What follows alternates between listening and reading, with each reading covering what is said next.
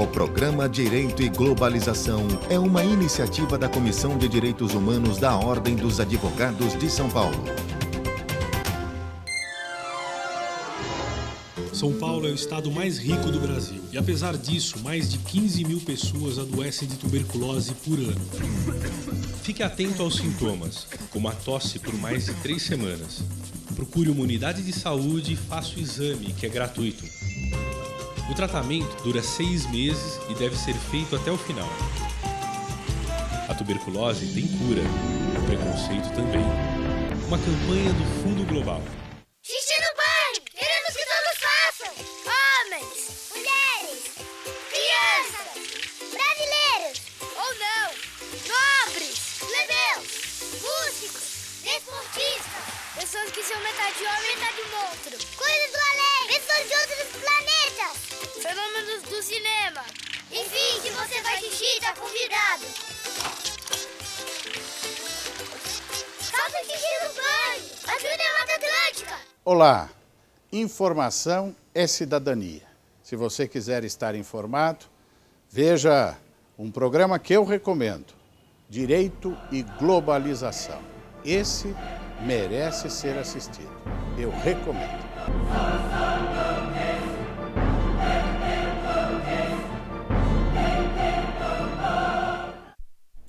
Estamos de volta no programa Direito e Globalização e recebendo hoje nossos convidados do IBC CRIM, dividindo a bancada hoje com o Cristiano Marona, nosso amigo Daniel Tangerino, desculpe.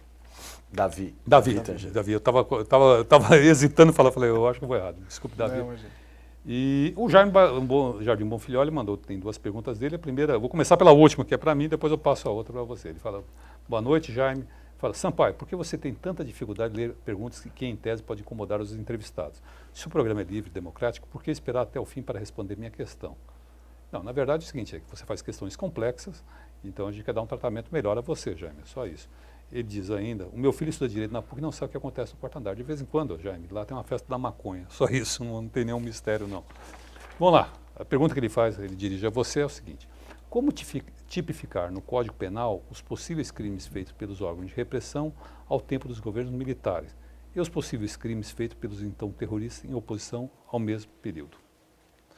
Bem, essa pergunta ela contém 2 elementos muito sensíveis, que é o alcance da lei de anistia no Brasil e a questão do terrorismo. Então eu vou começar de trás para frente, né? Em primeiro lugar, o direito penal nunca definiu no Brasil o que seja terrorismo. Nós não temos uma definição do que seja terrorismo.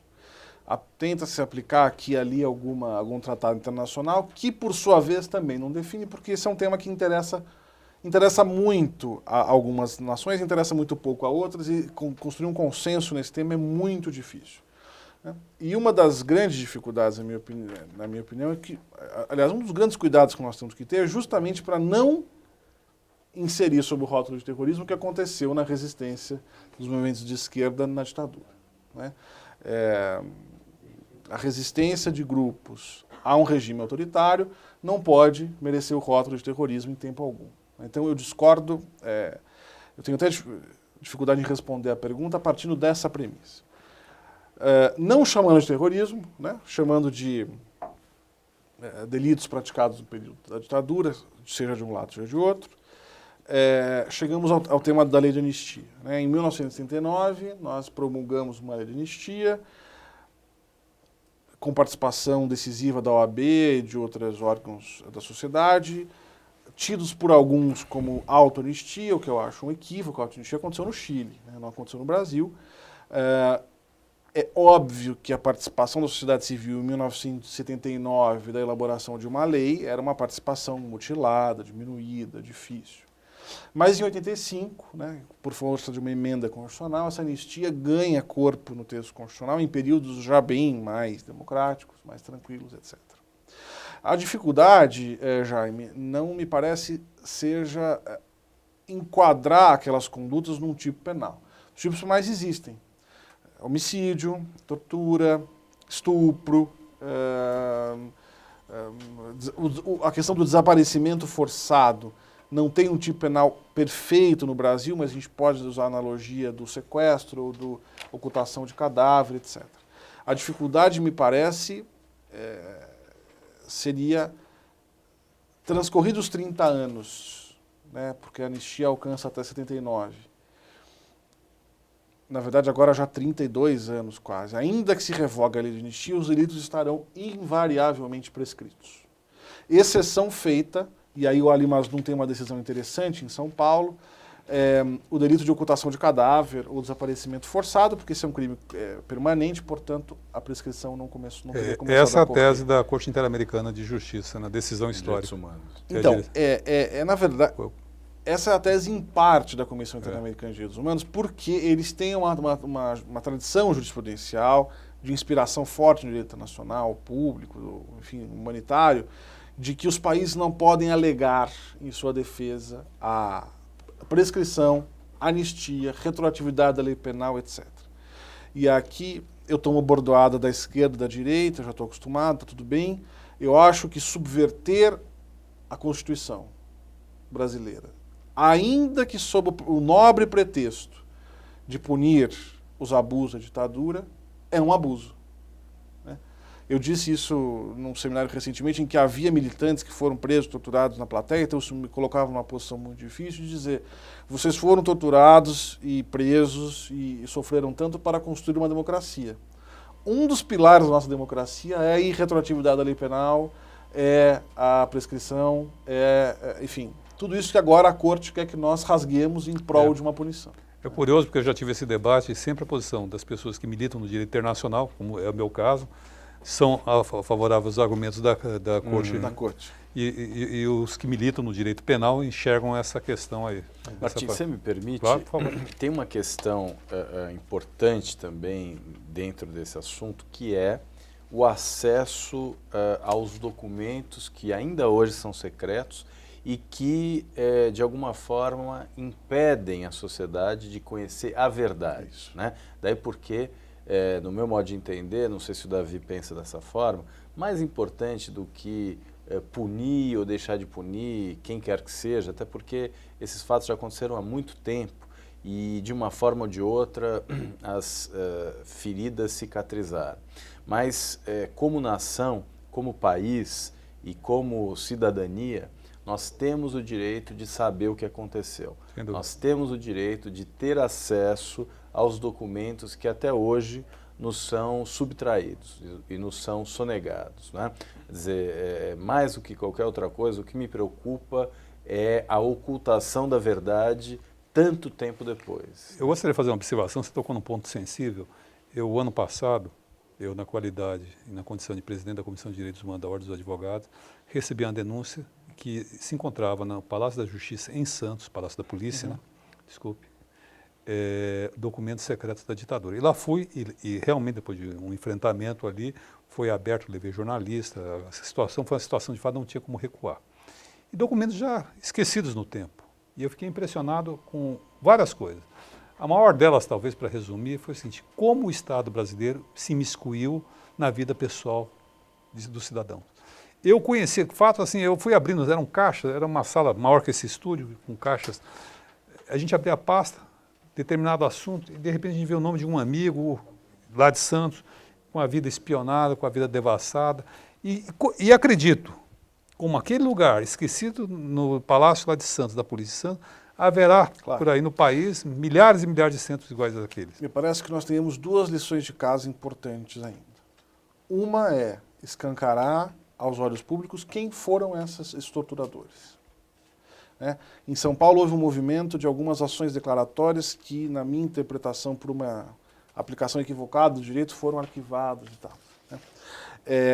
Mas, fundamentalmente, as vítimas têm o direito de ouvir do Estado o seguinte: você foi sim perseguido, você não sofria de esquizofrenia como a sua família pensava, a sua comunidade pensava.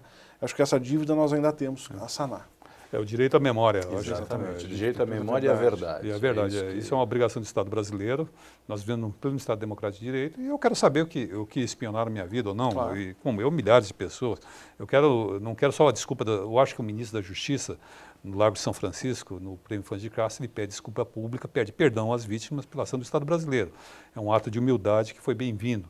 Mas nós não queremos só isso. Nós queremos saber o que aconteceu. Claro, sem dúvida. Para que isso não se repita mais. Não, acho que esse é a principal razão pela qual nós temos o direito de conhecer a nossa memória e a verdade sobre o que aconteceu. Isso é muito grave para que fique esquecido. E a melhor maneira de evitar que isso se repita é trazer todos os documentos que existem à tona para que nós os conheçamos, para que a verdade seja cabalmente esclarecida. Sem dúvida. Eu estou cheio de perguntas aqui. Bora. Vamos embora? Então, a primeira pergunta é do Luiz Gustavo de Ipiranga. Em lugares como Amsterdã é possível usar casas de café. Esse não seria um bom começo para a criminalização? Eu não sei se ele está perguntando. Eu acho que descriminalização. Né? Deve ser descriminalização. Olha, eu vou passar a palavra para o Cristiano, porque essa não é a minha área de especialidade. Eu sei que essa é uma iniciativa, eu sei que na Espanha existe uma iniciativa de cooperativas de plantio, não é isso, Cristiano? Exatamente. Que permite um controle estatal, acho que o Cristiano... Na Holanda é uma situação interessante, porque a lei proíbe o consumo e o porte de drogas. Lá é uma conduta proibida como aqui. Mas por uma opção político-criminal, eles toleram o consumo das chamadas drogas leves, que são cannabis e derivados, em alguns locais específicos. Né? É os coffee shops lá. Exatamente. Não é que lá eles tenham legalizado ou liberado. Eles optaram político-criminalmente por um caminho da não repressão e da tolerância do consumo. Isso decorreu de uma constatação de que era absolutamente impossível reprimir a demanda e era mais interessante, de alguma forma, regular. O resultado é que hoje a Holanda apresenta índices de consumo de drogas muito mais baixos do que países que optam por uma política mais repressiva, como, por exemplo, os Estados Unidos. Não só, mesmo em relação a cannabis, os índices de consumo da Holanda são muito menores do que em locais onde a repressão é maior. E eles conseguiram evitar a promiscuidade de que falávamos. Então, o consumidor de cannabis ele não tem contato com outras drogas ilegais necessariamente, como ocorre num regime em que a proibição abrange todas essas substâncias. E a Ana Maria da Casa da Verde faz a seguinte observação, faz a seguinte pergunta. E o uso medicinal que é aplicado em alguns países, o que vocês acham disso? O uso medicinal da cannabis? Bom, eu como sou a favor da ampla descriminalização, acho o uso medicinal um subproduto mais desejado desse debate. Né? Inclusive para pacientes de quimioterapia, né? Nos Estados Unidos, que são o país, digamos, líder da guerra às drogas, o uso medicinal da cannabis é permitido em 13 estados. Os Estados Unidos têm um sistema jurídico, digamos, sui generis, né, em que cada estado tem uma certa liberdade para legislar em matéria penal. E lá, a cannabis medicinal é uma realidade. Então, doenças como câncer, problemas decorrentes da quimioterapia, doenças relacionadas a dores muito intensas, falta de apetite, glaucoma, uma série de problemas que são tratados. O que acontece, e esse é um problema que no Brasil é enfrentado pelos cientistas, nós temos aqui cientistas de altíssimo nível, neurocientistas, pessoas que tentam estudar as propriedades terapêuticas da cannabis, mas esbarram na proibição, né? E assim como a apologia ao crime é uma espécie de ameaça para aqueles que querem debater e discutir alternativas à proibição, também no campo científico existe uma espécie de mordaça, né, que impede o avanço das pesquisas nesse sentido. Mas, inevitavelmente, se as pesquisas forem permitidas e prosseguirem, essas propriedades terapêuticas serão atestadas. Eu vou encerrar o terceiro bloco por aqui, já volto já no quarto e último bloco do nosso programa Direito e Globalização. Até lá e obrigado por enquanto.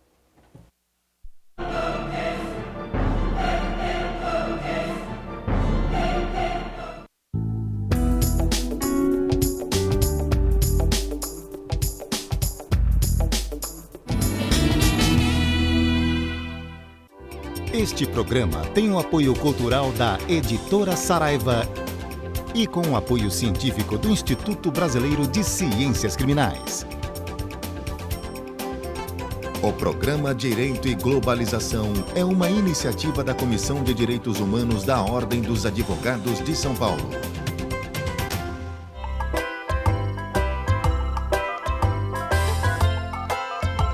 Pra gente, qualquer tarefa é um grande desafio. Alô? Quero lá você. Mas para você ajudar, é muito mais fácil. Em outubro tem Teleton da ACD. Não adianta dizer que tá ocupado, que a gente vai continuar chamando. Alô? Liga pra gente. É fácil. A ACD, sua ajuda é o que nos move.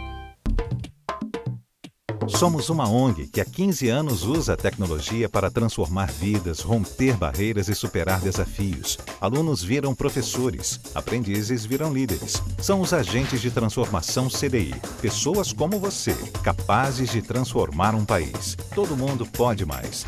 Acesse cdi.org.br e saiba como se tornar um agente de transformação CDI.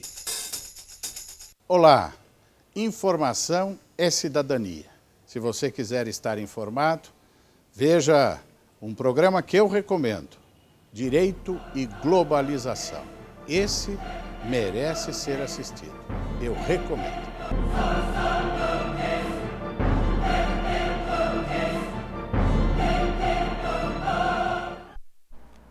Estamos de volta no programa Direito e Globalização.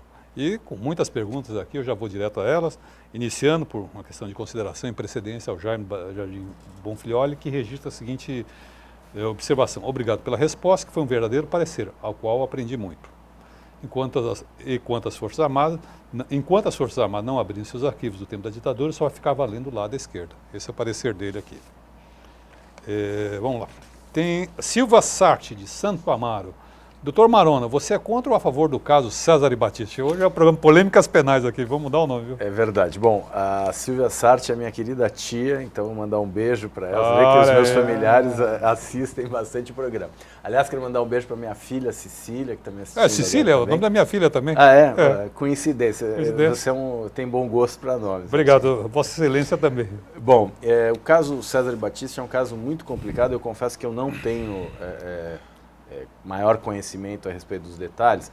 Um aspecto me chama muita atenção, o fato de que no primeiro julgamento na Itália, ele sequer foi acusado e só depois de fugir do país e depois de uma delação premiada daqueles que estavam presos e que de alguma forma tinham a possibilidade de jogar no Batista a culpa, porque justamente ele estava fugido, é que ele passou a ser considerado suspeito e então foi acusado. Eu tenho muitas reservas em relação à delação premiada. Eu acho que a delação premiada é um instituto, no mínimo, polêmico, né? Que dá aso a todo tipo de injustiça, a todo tipo de manipulação. Eu confesso que eu vejo a delação premiada com muitas reservas. Por essa razão, e sem conhecer a fundo os detalhes do processo, eu creio que a negativa de extradição do Batista foi uma decisão acertada. Mas confesso a minha ignorância em relação aos detalhes e mesmo aos motivos que levaram o Supremo a tomar essa ou aquela decisão. Não acompanhei o caso, não conheço detalhes. Esse caso me parece um caso enigmático, cheio de contradições, cheio de afirmativas de lado a lado, né? Eu realmente também não sei como posicionar. Se é verdade o que ele fez, eu acho que ele deveria ser extraditado. Agora a gente não sabe nem se ele fez exatamente por essa razão que você aponta aí, Marona. E o José de Santana pergunta ao Marona, o senhor disse que é muito fácil nossas crianças terem acesso à droga, está se referindo. Sabia que existe um site nos Estados Unidos que vende maconha online e entrega em qualquer lugar do mundo? Não sabia. Eu também desconhecia. Agora tem outra pergunta aqui. Essa é para o nosso convidado de hoje, Davi. Doutor Davi, existe um documentário em cartaz no cinema sobre isso. E nosso ex-presidente Fernando Henrique Cardoso tem uma opinião a favor da descriminalização. Ele disse que quando ele era presidente não havia estudado o assunto, mas se voltasse a ser presidente, lutaria por isso. Não é um comentário perigoso para um ex-presidente? Olha, como perigoso não é, porque a chance de voltar a ser presidente é muito baixa, até pela idade dele, pelo desgaste que ele sofreu. Independente disso, existem pautas que algumas pessoas decidem não comprar no exercício do poder e agora decidiu comprar como ex-presidente. Eu acho que, em que pese eu tenho uma série de reservas ao presidente Fernando Henrique Cardoso, eu tenho que tirar o chapéu nesse episódio especificamente, porque há um setor conservador que só se dispõe a pelo menos ouvir os argumentos porque eles saem da boca do Fernando Henrique Cardoso. Né? Os militantes históricos estão dizendo a mesma coisa que o Fernando Henrique diz há anos, mas são taxados como esquerda ou outros adjetivos pejorativos. Então, eu tiro meu chapéu ao presidente Fernando Henrique pela importância que ele tem em dialogar em determinados setores. E se ele voltar a ser presidente e encampar essa briga, ele vai ter o meu apoio nesse particular. Muito bem. Agora a gente veio hoje falar sobre... Pois é, princípio da insignificância, a discussão acabou ganhando um calor, né, uma temperatura tão alta que a gente, faltando poucos minutos para terminar o programa, não conseguimos entrar no assunto. Mas então, professor Davi, o princípio da insignificância, né? Nós invariavelmente ouvimos notícias de que a pessoa foi presa por furtar um shampoo, acabou sofrendo um processo, ficou até tempo razoável presa e acabou depois se beneficiando da aplicação do princípio da insignificância. Existe na doutrina penal uma polêmica a respeito de qual a função do princípio da insignificância, se ele atingiria a tipicidade, se atingiria a culpabilidade. Gostaria que o senhor falasse em rápidas pinceladas aí um pouquinho sobre esse assunto, que é um assunto de extrema atualidade no campo do direito penal. Sem dúvida. Né?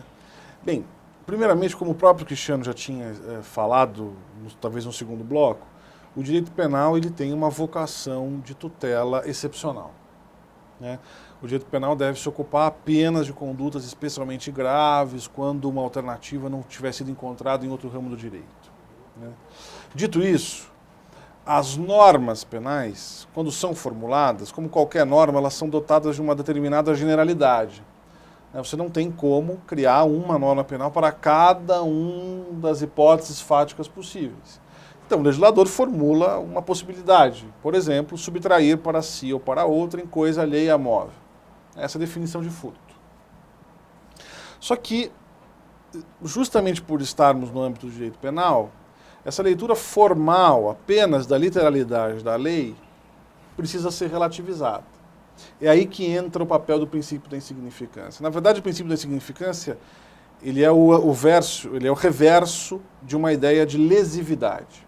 Quer dizer, não basta apenas que a conduta... porque a tipicidade é aquele brinquedo de criança, em que a criança pega a figura geométrica e encaixa na mesinha. Né? O exercício de tipicidade é esse. Só que esse aspecto formal ele não basta. É preciso que o intérprete vislumbre, naquele caso concreto, se em que pese a conduta está de acordo com a norma, o bem jurídico que aquela norma protege, e essa é a diferença do direito penal. Né? Nós só autorizamos o Estado a criar esses tipos penais porque esses tipos penais eles servem a proteger bens jurídicos que nos são muito caros, por exemplo, patrimônio. Né? Então, não basta que aquela conduta esteja adequada com a norma, é preciso ver se ela também representa uma lesividade expressiva, relevante ao bem jurídico. Dando um exemplo disso, é o furto de um shampoo. Né?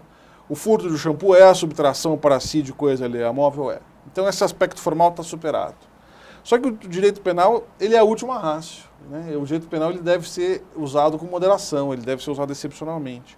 Então nós fazemos mais uma pergunta. Essa subtração, ela lesiona significativamente o bem jurídico patrimônio? Então, se subtraiu esse shampoo de um supermercado, está claro que não. Com isso eu estou dizendo que o furto de shampoos é lícito, é moral, é correto? Não. Né? Ninguém deve subtrair para si coisa alheia móvel em nenhuma hipótese. O princípio da insignificância serve apenas para dizer o seguinte: em que pese ser um ilícito, o direito penal não vai se ocupar dele, nós vamos tratar disso em outros ramos do direito. Né? A jurisprudência brasileira é muito reticente em aceitar o princípio da insignificância fora dos delitos patrimoniais. Né? Hoje ele é aplicado com relativa tranquilidade para o furto e, curiosamente, já que o direito penal não foi feito para determinado setor da sociedade, para os delitos tributários. Né? Então, hoje, a supressão ou redução de tributo que não ultrapasse R$10.000 será... Pode sofrer um pouquinho, vai ter que chegar com habeas corpus no Supremo, mas será considerado insignificante os delitos tributários e previdenciários até o valor de R$10.000 em nome do princípio da significância. Como outros temas que nós discutimos aqui, alguns aspectos morais acabam se sobrepondo a aspectos jurídicos. Então, por exemplo, porque veja, a definição que eu apresentei de insignificância é uma definição técnica, que poderia valer para qualquer delito. Para qualquer delito. Mas a nossa jurisprudência não aceita, por exemplo, para furtos ou crimes contra a administração pública. Né? Inclusive, sob argumento de que existe uma moralidade pública a ser protegida. É até meio irônico isso, né? Bastante irônico. Assim, também não aceita quando roubo, em que há o roubo, por exemplo, esses dias houve uma decisão do roubo de um boné. Né? Ah, não pode porque é roubo. Não, de fato... se a violência não for insignificante, nós não poderíamos considerar o crime insignificante. Mas o roubo é um delito complexo. Né? Ele é um delito contra o patrimônio e contra a liberdade. Né? Então, se o aspecto patrimonial é insignificante, nós poderíamos considerar essa conduta uma ameaça ou constrangimento ilegal, a depender das circunstâncias. Descaracterizar o delito contra o patrimônio e restar apenas o delito contra a liberdade. Exatamente, só contra a liberdade. Cristiano? Diga. Estamos no final. Minuto final aí, para Bom, o professor Davi externou seu posicionamento de que, então, o princípio da insignificância funciona como uma espécie de critério interpretativo da tipicidade no sentido de reduzi-la ao seu mínimo essencial. Exato. Né? Na busca da tipicidade material. Eu iria ainda fazer mais uma pergunta, não sei se nós temos tempo, acho que não, né? Mas fica a pergunta no ar, a questão dos aspectos subjetivos, se a pessoa que ostenta, por exemplo, antecedentes, já tem uma condenação, etc., se ela eventualmente poderia fazer jus ao princípio da insignificância. Como minha última participação, gostaria de agradecer uma vez mais ao Martim pela gentileza, pela generosidade com que nos acolhe, ao IBCCRIM, aqui no programa Direito e Globalização.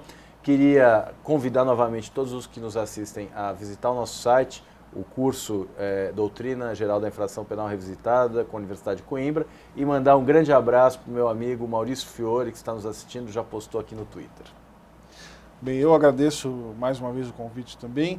Não tenho uma resposta pronta para o Cristiano, mas acho que um caminho possível aquele que elege o crime como um meio de vida talvez não mereça ser beneficiado com o princípio da insignificância, mas isso demandaria um novo programa. Mais uma reflexão. Já fica o convite aqui no ar para a gente voltar e debater.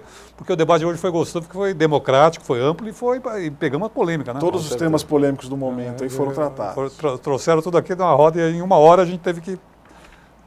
Mas termina, por gentileza. Não, é isso.